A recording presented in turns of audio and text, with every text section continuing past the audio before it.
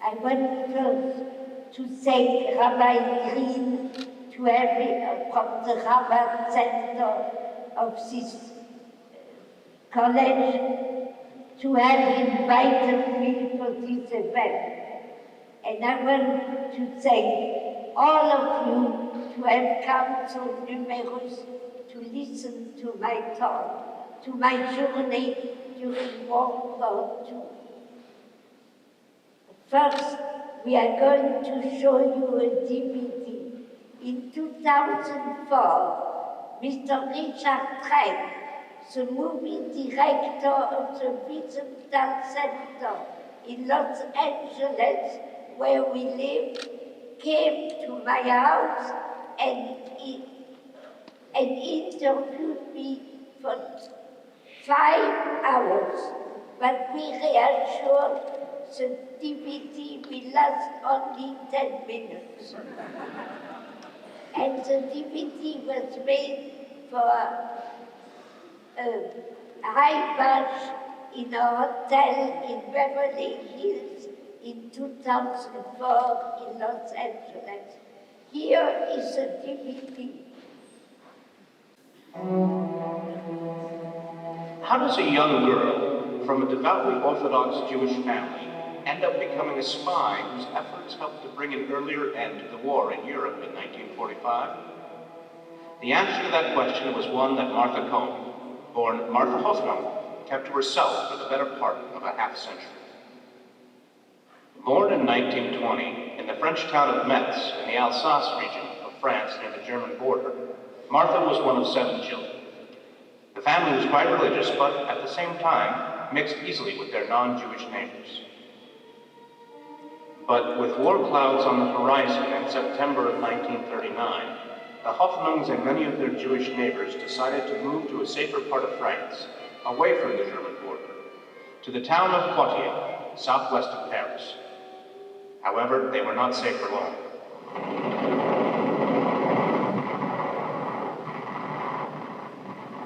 The Nazis invaded France, and with little resistance, the French government capitulated. Immediately, life began to change. We didn't know how bad it could be. We could not understand it, because even if we knew about Christenheit, it was in Germany, they did that to the Germans, they couldn't do that to the French people.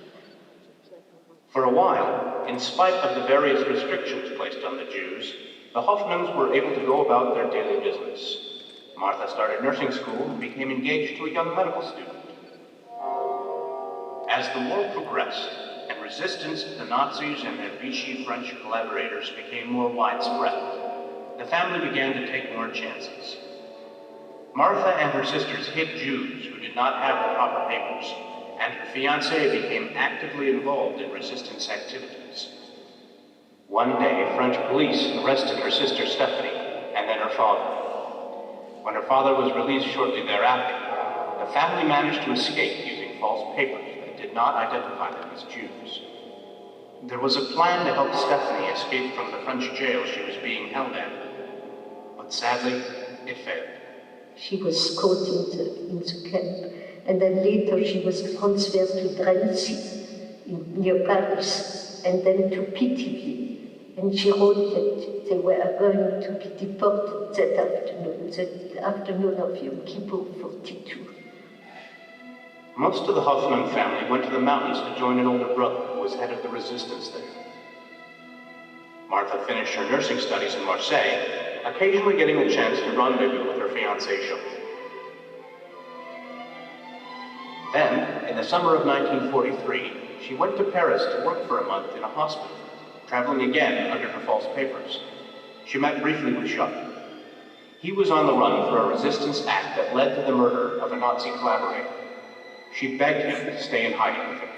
And I told him, you cannot go back to Poitiers. You have immediately to escape and go south and go to Spain, and I will join you. And he said, he has to go back to his family is in Poitiers. His brother is there. He will tell them goodbye and live with his brother and his friends as soon as they can. And he left after his examination. He left, and He promised me to write me every day, and 3 letters arrived, and the 4th one never came. She soon learned that Jacques had been arrested along with his brother and several friends. He was tried and then executed for his resistance activities. Broken-hearted, Marthe returned to Marseille, graduated from her nursing studies, and then moved back to Paris to work for a registry. She remained there until the Allies liberated France. When we heard on the radio that the troops were entering Paris, all the church bells started ringing, and we opened our windows and we all sang the Marseillaise. The whole city was singing the Marseillaise. Almost immediately after the liberation, Marthe enlisted in the French army, where initially she worked as a social worker in the Alsace region of the country, close to her hometown of Metz. When her commanding officer learned that Marthe spoke fluent German, he recruited her to join Army intelligence. I was introduced to Colonel Bouvet. He told me he needs me to interrogate people, to know what's going on, to know how the strategy of the German, if they are retreating or not retreating, and how many people are there, all this military information. After procuring information from Nazi POWs, Marthe was ready for her spy mission. It involved crossing the border from Switzerland into Germany to see how entrenched the Nazis still were. She would then have to pass that intelligence on to the Allies. It took more than 13 tries, but Marthe made it over the border into Germany. Her cover was that she was a German nurse trying to find out what happened to her Nazi fiancé. One day, she came upon a group of German soldiers who had retreated from the Allies. And we were walking, and among us was a non-commissioned officer who was an SS, and he was raving about the Jews, how much he had killed Poles and Jews and all that. And he loved, and he smelled Jews a mile away, that's always what they say. He was going back to the Siegfried line. He had been wounded, and he came back from the hospital. And as we walked, he fainted. So I was a good German nurse. I took care of him. From this SS soldier, Marthe was able to obtain important information about exactly what was going on at the Nazi front lines. Making her way back to the Swiss border, she was able to transmit her report with the help of a Swiss farming family. Marthe then crossed the border again and made her way back into Germany to see if there was anything else she could uncover. I walked to the Siegfried line to see what's going on. And when I arrived at the Siegfried line, they were all gone. The last travelers were leaving. And they told me that the Siegfried line is empty. Do you realize what an important information that was? The information Marthe uncovered helped to shorten the Allied effort to defeat the Nazis and saved untold numbers of lives. For the better part of a half-century, Marthe did not talk of her experiences, even with her family. But in the mid-1990s, while visiting in France, she made a request for her French army records. When officials at the French archives saw her file of commendations and achievements, the wheels were put into motion for her to be awarded the Médaille Militaire, one of France's highest military honors, and the same medal awarded to Sir Winston Churchill by the French government. Why was she so quiet about her exploits over the years? It was not modesty, but I thought that nobody would believe me. Usually a spy is a very tall, good-looking woman, and I didn't feel I was that type of person at all. I was a very unlikely spy.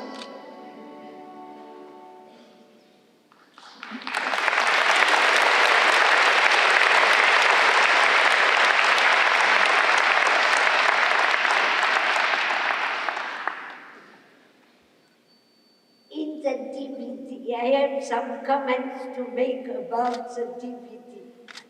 In the DVD, they told you that I joined the French army as right after the liberation of Paris. That's absolutely not true. Like every time the media interviews me, or most of the time, let's say. They never render things the way I tell them. And that has nothing to do with fake news.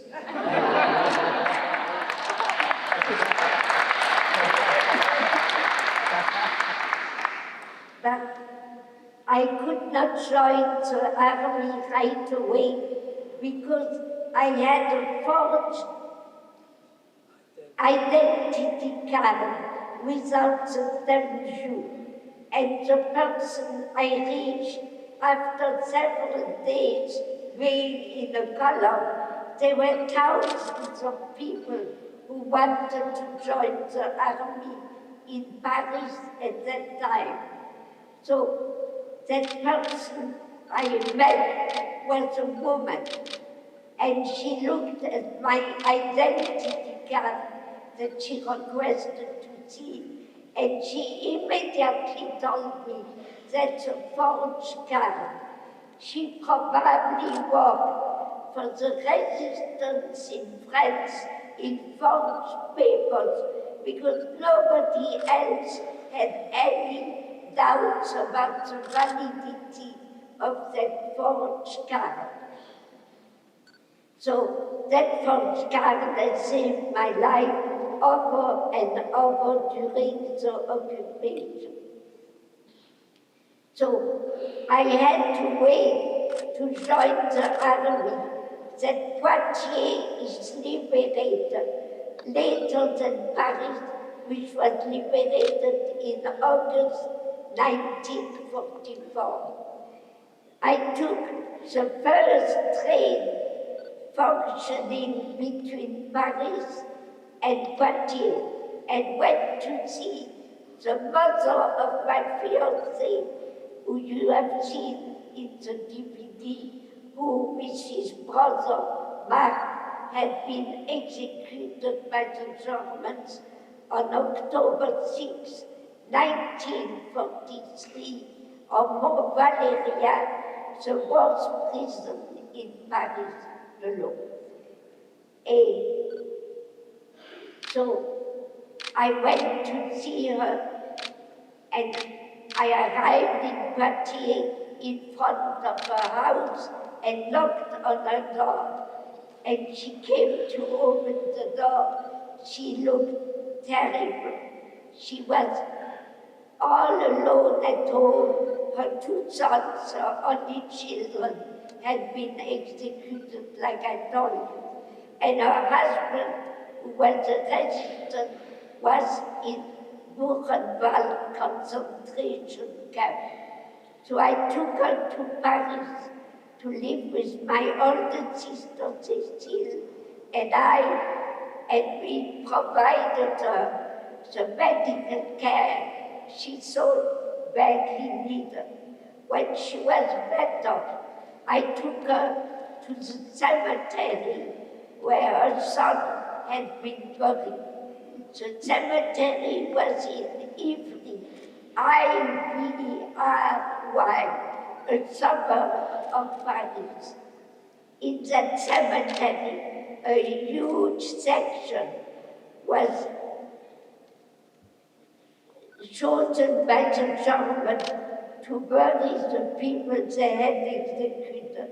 There were no numbers, no names on the tombs, but the French manager of the cemetery, the first time I came, told me how to recognize their tombs.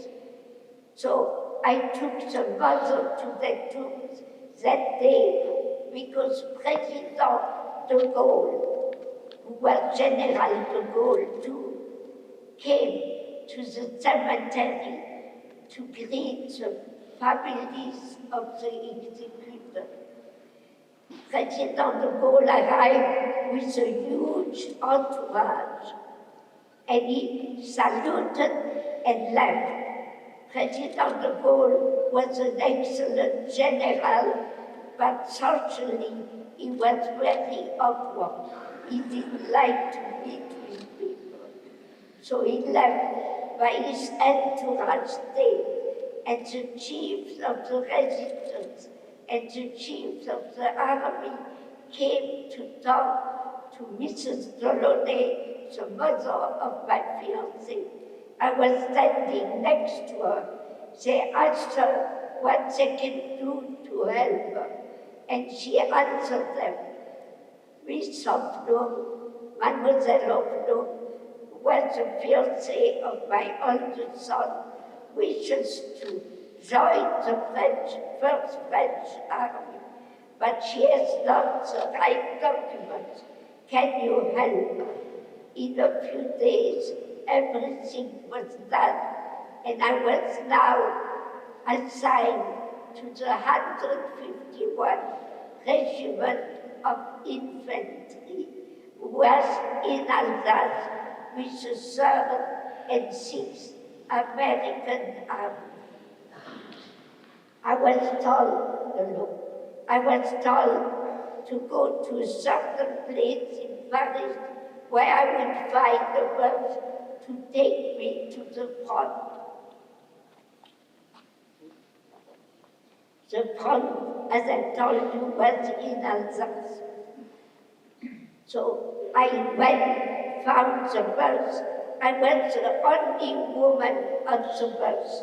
All the others were officers, non-commissioned officers, and soldiers who had come on furlough to Paris and were returning to the front. I was the only newcomer too. So we left, and it took us a very long time to reach the front because we had engine problems and we had no gasoline. The French government was extremely rich before 1939, but now in November 1944, the French government was completely bankrupted because the Germans had stolen everything we had during the occupation. So, and we had no gasoline. So we stopped. Two of our officers went to the offices of the American between Paris and Alsace to ask for gasoline. They always took me along because they thought it would help. It didn't help at all. So the Americans looked at them and said, the French army, no way, because they didn't know of the agreement between the 3rd and 6th American Army and the 1st French Army in Alsace. Between Paris and Alsace, the Americans didn't know anything about that agreement. The 1st French Army was quasi-independent strategically, but depended completely upon all the resources of the 3rd and 6th American Army. So when the Americans refused to give us gasoline, the 2 officers stole the gasoline from unattended ships stopped along the road. I was the only girl, so I was the lookout, so I was an accomplice. And that's how we managed to get to the front. And we arrived very late at the front. And I being the only newcomer, I was immediately debriefed, which means interviewed by an officer of intelligence in every army of the world, in every regiment of the armies of the world. At least one officer is an officer of intelligence. That officer, a captain, interviewed me, debriefed me or interviewed me, and he immediately asked me what I had done during the resistance. And I told him, as you can see, I am not very tall, and that's an understatement. But I was taller than I am now, because like all people, I shrunk. And I shrunk 10 centimeters, which is enormous. Okay, then that officer, when I told him that when I went to be interviewed by chiefs of the resistance in Marseille and Paris several times, every time the chief looked at me, I was, as I told you, I was 4'11", very thin, very blonde, with blue eyes and a light skin. And they felt I had absolutely no substance. They took me for a bimbo, and they accused me. They told me to go back to my mother. So the captain said, that's a lot of ballooning. You should have gone in the streets and killed a German. I answered him, I am a nurse. I take care of people. I do not kill anybody, not even the Germans I hate. So he told me, you see, you are not fit to be in the army. And he too wanted to send me back to my mother. I told him, no. I had enough trouble coming. The headquarters in Paris sent me. I'm going to stay. So furious by my attitude, he told me, as a nurse, as a registered nurse, you should be an officer. But because you were such a coward, you're in the resistance, that I make you sergeant. And I just shrugged my shoulders because I couldn't care less what grade he was giving me. So more furious by my attitude, he told me, I have enough nurses. I do not need any more nurses. You will be a social worker. All my training had been in nursing. I had no concept of what social work entailed. But in the army, and that counts for all the armies in the world, if you are told that you are a social worker, that's what you are. So I went to the town because all the troops who did not stay at the front had a room in the town.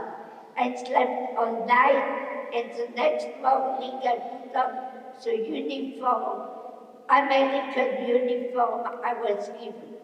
I told you all our resources came from the 3rd and 6th American Army. Uniform included everything.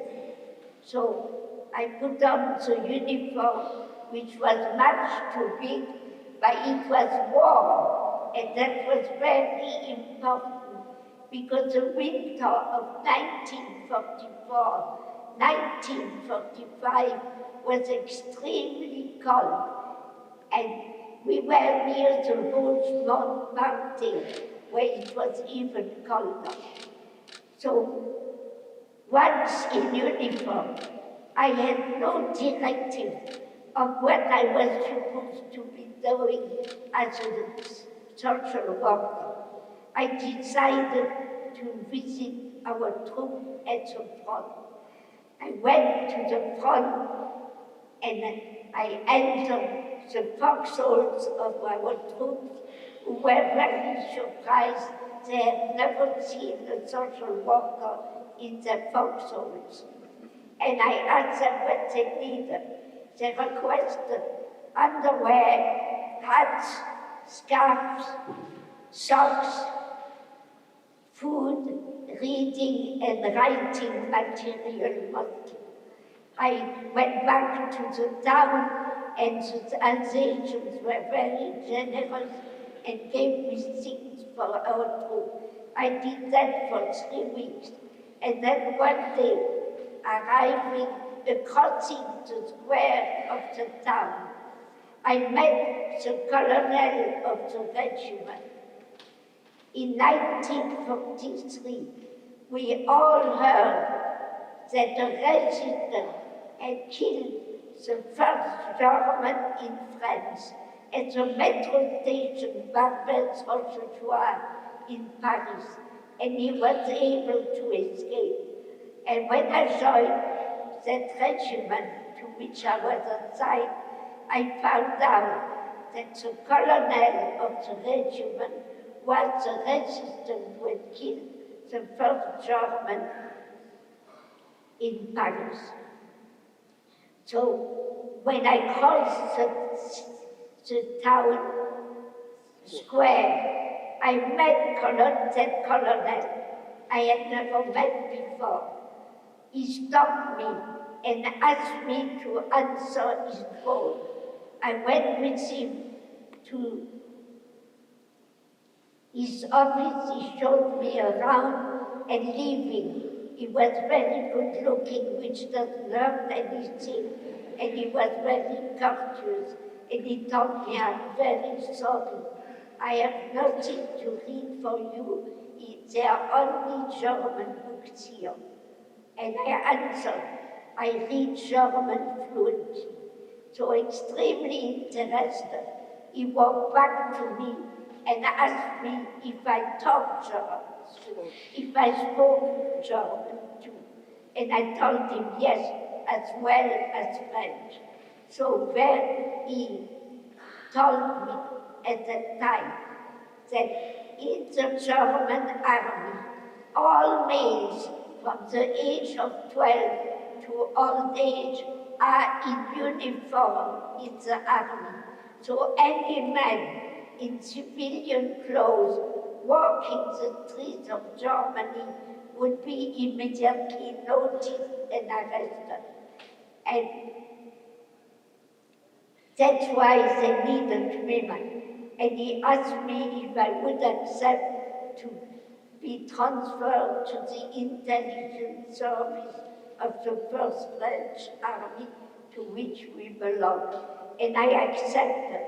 He left, I sat on a chair and wondered in what predicament I had put myself, but it was too late. So, 2-3 days later, 2 officers of the intelligence service picked me up and took me to Mulhouse, another city in Alsace. And later we went to Colmar, another city in Alsace, where I underwent an extremely intensive training for what I was going to do. When the training was terminated, I was asked to create my own alibi, because that would stick much better than an alibi given to me. I created my alibi and presented it. It was accepted. After that, I was assigned to the Commandos of Africa. In the DVD, you heard talk about Colonel Bouvet. He commanded the Commandos of Africa, and he asked me first to interrogate prisoners, German prisoners of war, to learn what was the plan of retreat of the Germans from Alsace to Germany. In 1944, in winter 1944, the Germans had counterattacked in Belgium, and that counterattack was so powerful that they almost won the war. But luckily, the Allied armies were able to stop that counterattack just before Christmas 1944. Now we are in January 1945. The Germans are again counterattacking, but coming through Strasbourg in Alsace, the capital of Alsace. And that counterattack was again so powerful. It was the last chance to stop us from invading Germany. So I interrogated colonels and generals. The subaltern would have known anything about the plan of retreat. And I can boast that I got some very precise and important information about the plan of retreat of the Germans from Alsace and Germany, because that's written in a citation of one of the medals on that table. So quite again, one of the citations says that I provided Colonel Bouvet with very precise and important information about the plan of retreat of the Germans from Alsace to Germany. So that was my first achievement in the army. After that, Colonel Bouvet asked me to cross the front in Alsace, not yet in Germany, in Alsace. And 30 times I was unsuccessful doing that. There were many reasons. One of the reasons was that during the war, things moved very fast, are very fluid.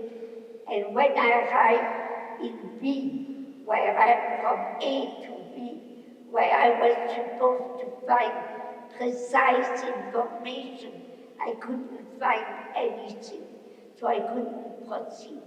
There were other reasons. We had military guides who knew perfectly the country of Alsace, and they explained to me how to proceed from A to B and what I will find on the ground between these 2 points. But they are human and they make mistakes. I will give you an example.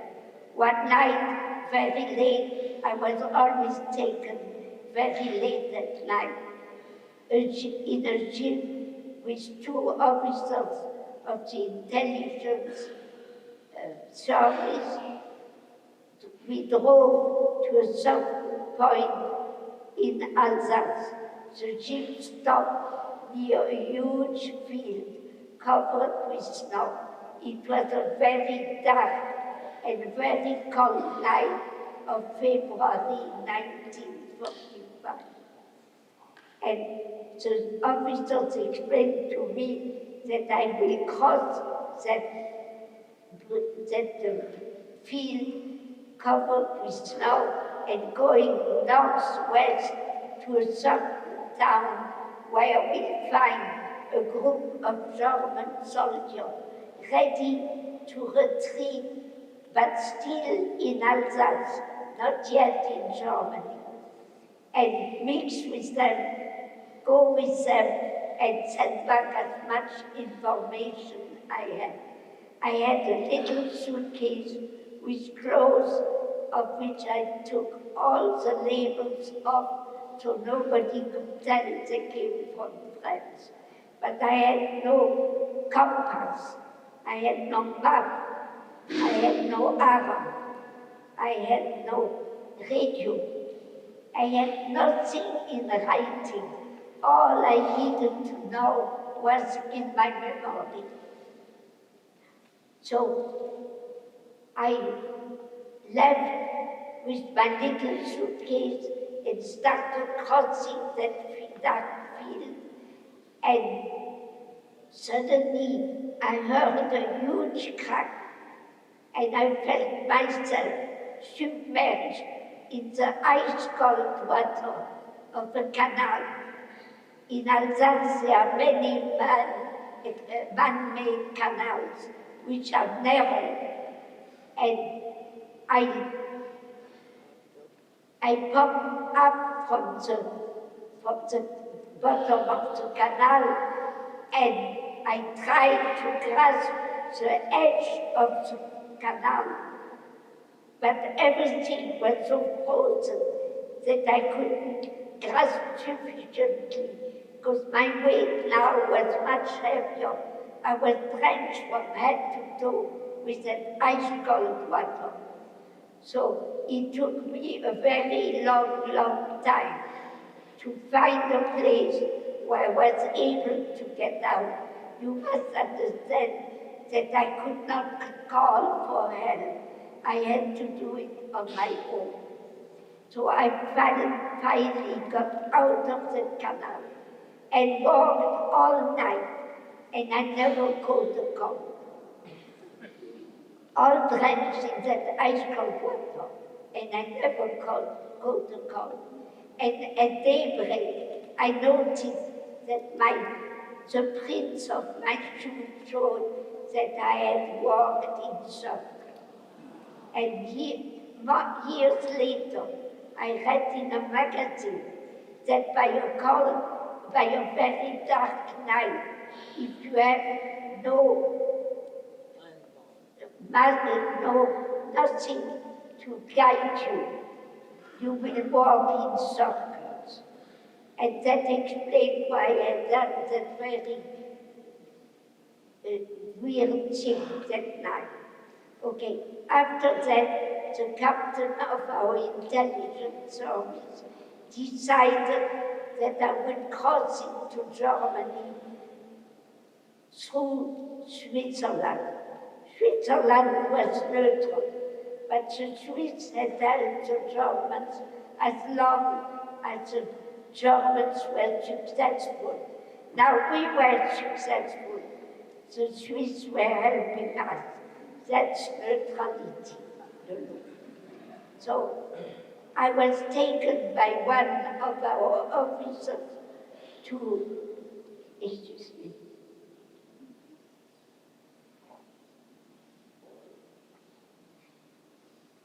Basel, where I met again Colonel Reinhardt, the future name, who I had met before. Colonel Reinhardt was the director of the intelligence service of the Swiss customs in Basel. And Colonel Reinhardt accepted immediately that I crossed from Switzerland into Germany. He called an Asian, Mr. Lemaire, another suspicious name, to take me to the border of Switzerland and Germany. Mr. Lemaire took me by car to Schaffhaus, another city in Germany. In Switzerland, Schaffhaus, which is very close to the first city, Singen, S-I-N-G-E-N,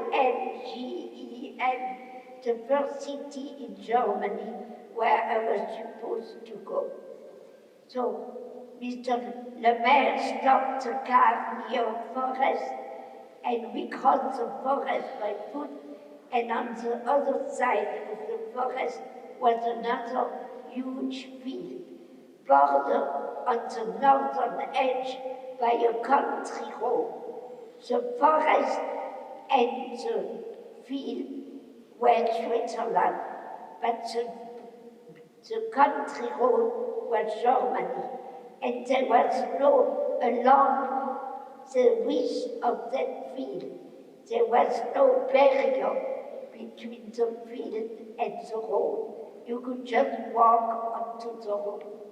But the road was under the surveillance of two German sentinels, heavily armed, which came, one from the eastern edge of the width of the field, walked to the about the center of the width of the field.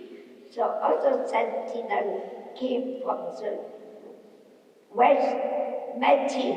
They talked 2-3 seconds, turned their back, and walked back to the edge of the field. And they were doing that constantly, night and day. So Mr. Lemaire told me, towards evening, when it will be still daytime, you will crawl along the field and hide behind the bushes near the road when both sentinels had just separated and both walked to the edges of the field, turning their backs to you. And when they come back and separate again and turn their backs to you, you walk on the road, you walk toward the east, towards the right, towards Singen. So very well. We stayed all afternoon in the forest, and Mr. Lemaire was a middle-aged man. I was 24 years old, and he talked to me about his wife and children and a lot of other things. But in the afternoon, with a very strange smile, he said to me, you know, you may be killed tonight, so why don't we have a good time now? But that was not on my agenda. So we talked about other things, and towards evening, but when it was still good light, he told me now is the time.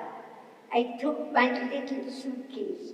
I again had taken all the labels of my clothes, but now, and I still had no compass, no radio, no arm, and nothing in writing. Everything I needed to know was in my memory. But I had 2 new things in my suitcase. I had vouchers for everything I needed in Germany, for buses, train, hotels, restaurants, food, for whatever I needed to pay for, I needed vouchers. But nobody in my service was able to tell me how to proceed with these vouchers. You cannot just go into an office and give a voucher. You need to know how to proceed with it. And nobody knew, because we had very little information at that time of what was going on in Germany. That's why I was sent to Germany for 2 purposes. For military information, of course, but also information how the German civilians were reacting to the war and were behaving, which was very important for the Allied armies which were invading Germany. So, once I arrived, when Mr. Lemaire told me towards evening to go, I took my little suitcase and I started crawling and hid behind the bushes. Until then, everything was perfect. But once behind the bushes, I lied there, seeing the German come and go. I became so terrified, mostly because I knew that I didn't know how to use the vouchers, which was a very important question. And I remembered too that I had forgotten to ask, and my handlers had forgotten to tell me the name of the clinic where I was supposed to work for Dr. in Constance in Germany. So with these 2 things, I became so terrified that I was paralyzed by fear, and it took me a very, very long time to overcome that fear, because suddenly something blinked in my brain. I remembered something which made me get up, take my little suitcase, and walk on the road towards the soldier who was coming back, the German soldier was coming back from the eastern edge of the field. And I raised my right arm, Hitler, and he asked for my identity card. I presented him my identity card forged by the first French Army intelligence service. I was now called Marthe Ulrich, and I told you I had a huge Alumni. So I presented my card, and I wondered if he too would recognize that my card was forged. But he didn't. He gave it back to me. I was now in Germany. In Germany, I went first to Singen, and I have no time to tell you the details because I have a very limited time to talk to you. So, took a train. And then I took a train to go to Freiburg.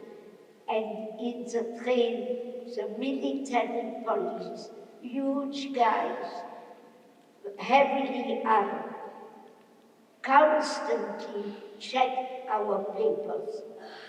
So every time I presented my card, I was afraid they'd find out it's a forged card. So and my name was Marthe Ulrich. And I told you I had a big alibi. So in the train, I decided never to take another train. I walked a lot in Germany. Once I arrived in Freiburg, I was watching because I didn't know what was going on in Germany. I had very little information. So I was watching, and I discovered that transportation was completely stopped in daytime due to the Allied bombardments.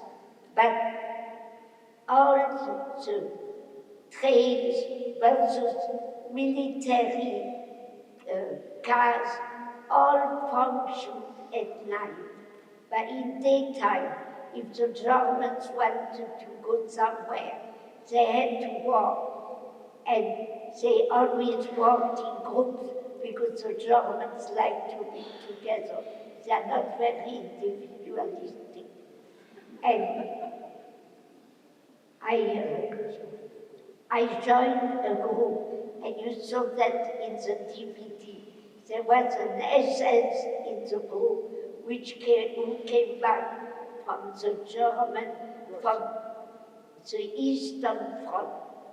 We did not know what was going on in the Eastern Front. The American and English government kept us completely in the dark. We knew only where the front on the eastern side was day by day. That's all we knew. So that SS constantly, as we walked, told us the atrocities they had committed on the Eastern Front. The SS and the Wehrmacht had committed atrocities on the Western Front too, but nothing compared to what was going on the Eastern Front. And that's the first time I was hearing it. I was walking next to that SS, he just happened that one. And he told us that he smelled the Jew a mile away. But that morning, his smell was not very good. So as we walked, and he was talking, and we walked at a good pace, he suddenly fainted. I took care of him, and when he regained consciousness, he was so grateful for my care that he invited me to visit him at the Siegfried line where he was now assigned. And he gave me his phone number. For 3 weeks, I had other things to do. But 3 weeks later, I came back to Freiburg, and I heard on the German radio that the Allied armies were very close and were going to invade Freiburg. So I decided to go back to the Siegfried line to see what was going on. And when I arrived at the Siegfried line, 10 kilometers walk, all alone, I discovered that the Siegfried line had been completely evacuated, and the last stragglers were leaving, and they told me that the Siegfried line was completely evacuated. I understood immediately that if that is true, that means that the Allied armies had not to combat the Siegfried line, which was an atrocious project, but could much faster invade the south of Germany and terminate the war. So I walked back to Freiburg as fast as I could. And when I arrived in Freiburg, all the Germans had heard on the radio that the Allied armies were going to invade. It's something extremely frightening. I was in Poitiers when the German army invaded, and I can tell you it's extremely frightening. So, how much longer? How much? Can you give me 5 minutes? The narrative has been so gripping that we haven't stopped for questions and answers, but we're very mindful of students who have to go to class, and some of us faculty who have to teach. Can you give me 5 minutes? In 5 minutes, but if you need to go to class, you can quietly leave now. Yeah. Oh, okay. So, what happened? I just finished that very fast. Yeah. Oh.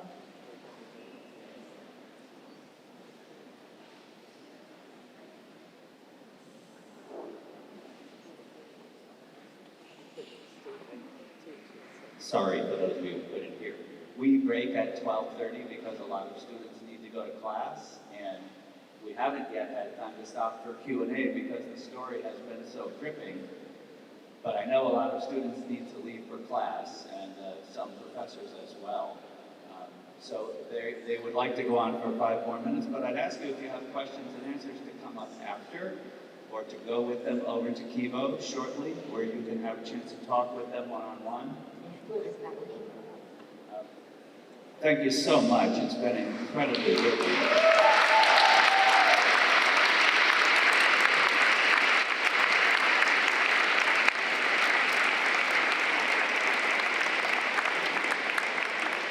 I know a lot of people have to go, so you can when they're ready to go up to Kivo, that would be, thank you.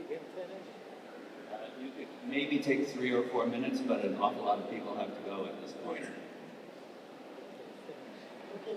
I will just tell you that beside finding that the Siegfried line was evacuated, the next morning, I gave that information to the French army by stopping the first tank which entered Freiburg.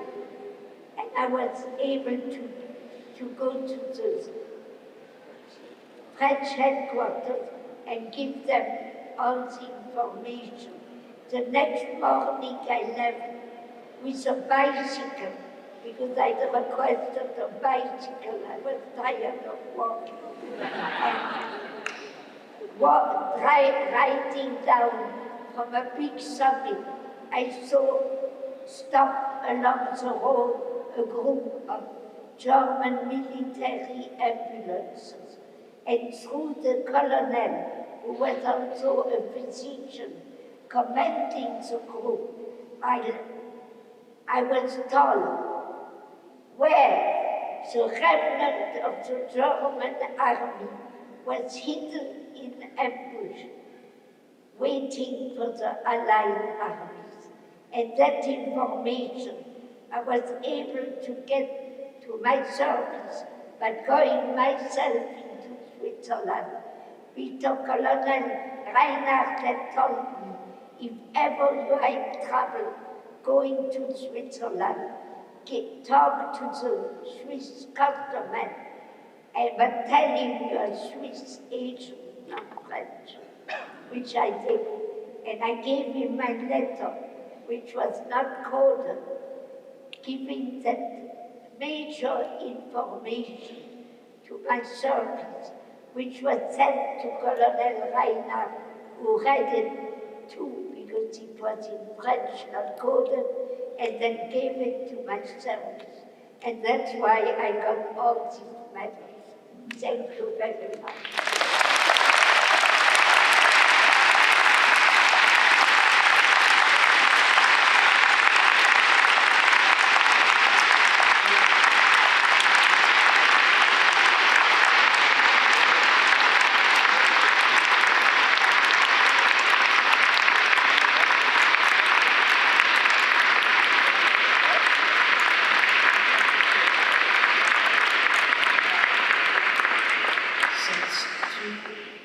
Colleagues who were on the Common Hour Committee had to go to class. I will just mention that I don't know how much longer you can stay. A lot of the students who had class have left, but our tradition is to ask questions, but I know that the rabbi is going to be taking them to lunch, so do we have time for a few questions? Yeah. Would that be okay, Dr. and Mrs. Cohn? Okay, so the F&M tradition is for students to have the first shot at questions, but a lot of them left their class. So we're going to abandon that tradition, and if anybody would like to come up and ask Mrs. Cohn a question, now is your time. There's a microphone there and here as well.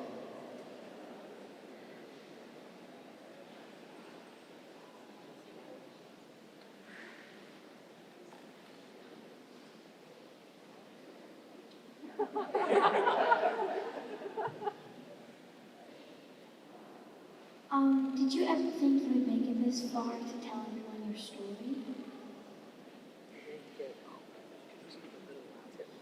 Did you think you would make it this far to tell everyone your story? So the question was, did you think that you were going to make it this far to tell your story?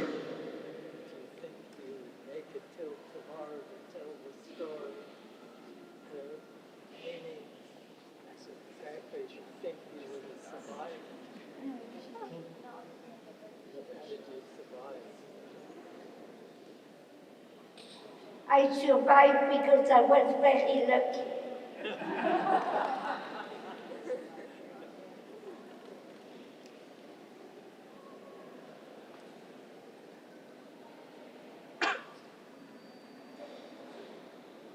Talk loud. It's no secret that we're one of the last generations, I think it's mine, that will be able to hear stories in person. Does it scare you that people might not be able to hear full accounts in the future or not believe it?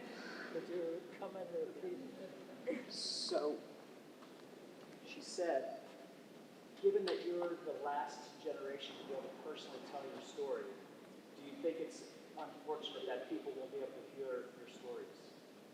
If you're the last generation Yeah. to tell it, isn't it unfortunate that you're the last one to be able to do it? I cannot help it. You know, that's life.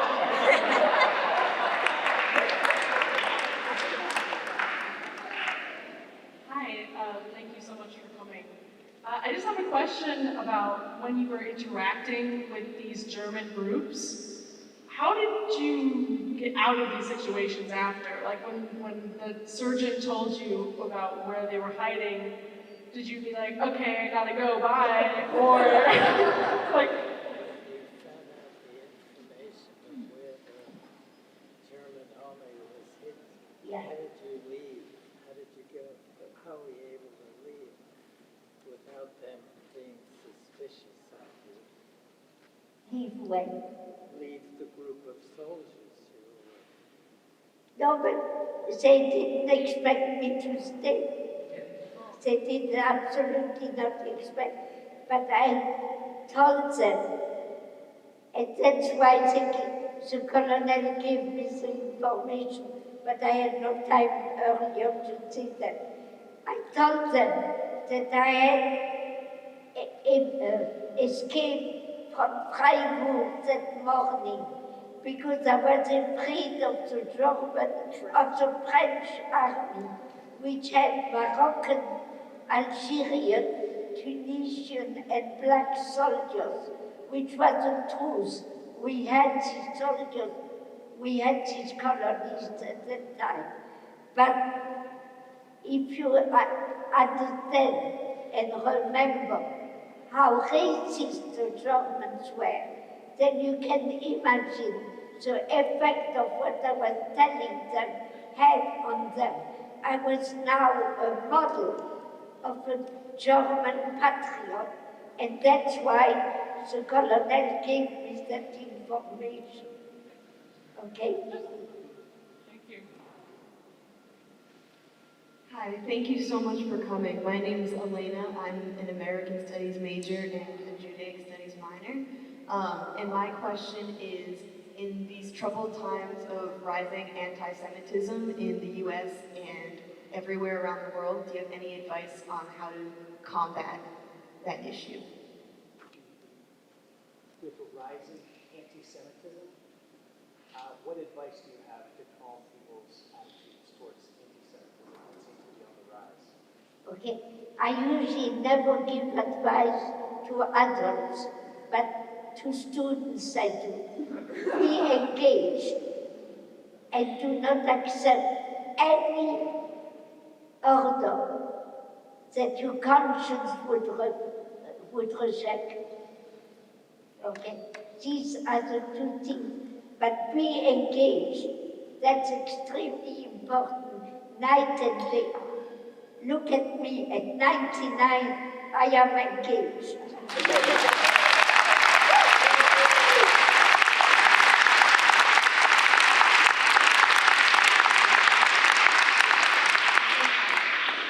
Similar question, same question. Okay. Are there any other questions? Okay, thank you so much for visiting FNM. Thank you both for your service to all of humanity. And Dr. Cohn has a display of medals and other artifacts up here from the historical time period. Some of them are medals, and there's some other articles there. So did I understand correctly that you're inviting people to come and take a look at them, not touch, but come and take a look at them? And Dr. Cohn can explain some of them if anybody wants to stick around before they head to lunch. But thank you again for visiting FNM and Lancaster, and we appreciate it very much.